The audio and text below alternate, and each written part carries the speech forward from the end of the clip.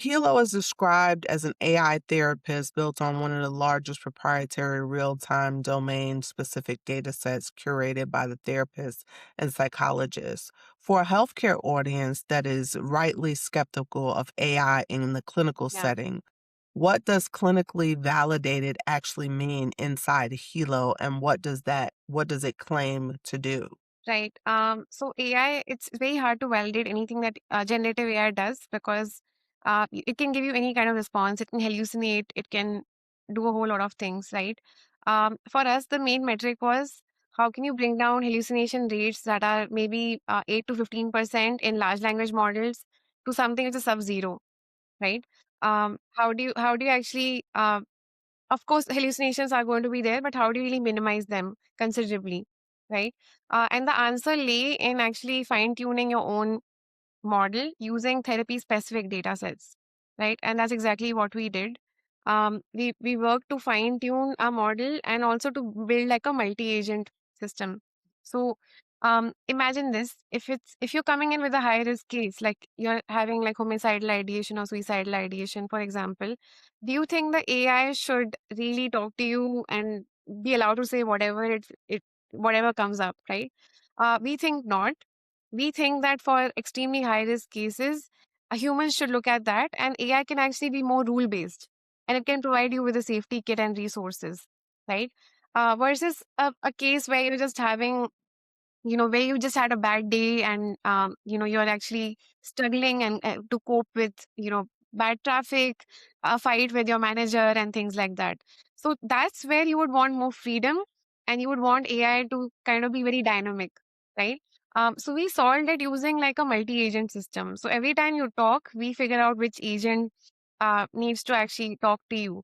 So if it's a high risk case, it goes to a different agent, which is more rule based and human led.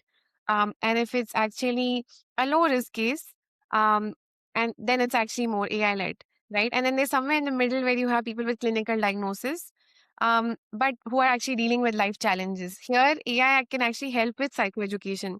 But what AI shouldn't do or shouldn't venture into is diagnosis or prescription in and of itself without human intervention. We don't believe it should be doing that, right?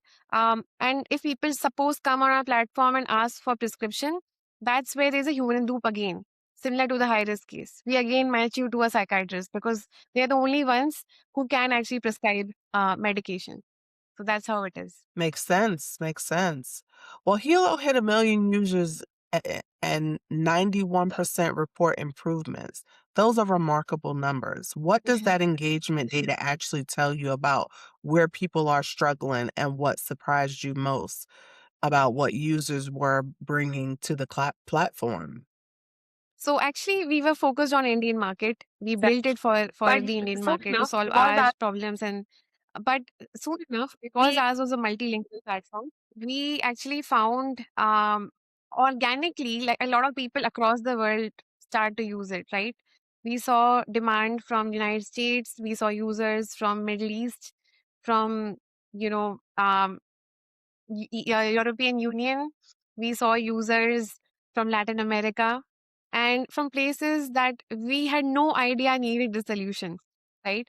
And this kind of organic demand told us that we're doing something right. Like the market is actually telling us that there is a need for something like this. Like people are looking for a safer alternative to, Chat GPT therapy and Gemini therapy, essentially. And we were at the right place at the right time. We were building the right tool much in advance, so we were able to take advantage of the whole, the peak that we saw. And I still think the peak is yet to come. I do think that what we have now is a little bit of apprehensiveness around AI in healthcare in particular, because we also feel that it might, take away jobs or it might create safety issues and things like that. And those are valid concerns, which is why I think what we have should be regulated well. And globally, of course, when you build a product like that, you have to look at regulations across, right? And really see, be compliant with HIPAA for United States, GDPR for EU, and so on and so forth, right? So yeah, that's what got us really riled up, and we just were like, we went all in. We were like, let's look at how to make it safe and also approved by regulatory bodies across. Um, we have been able to somehow manage, because our positioning is more of a wellness product and not a core clinical one as of now. But we actually hope eventually to integrate with healthcare systems across the world.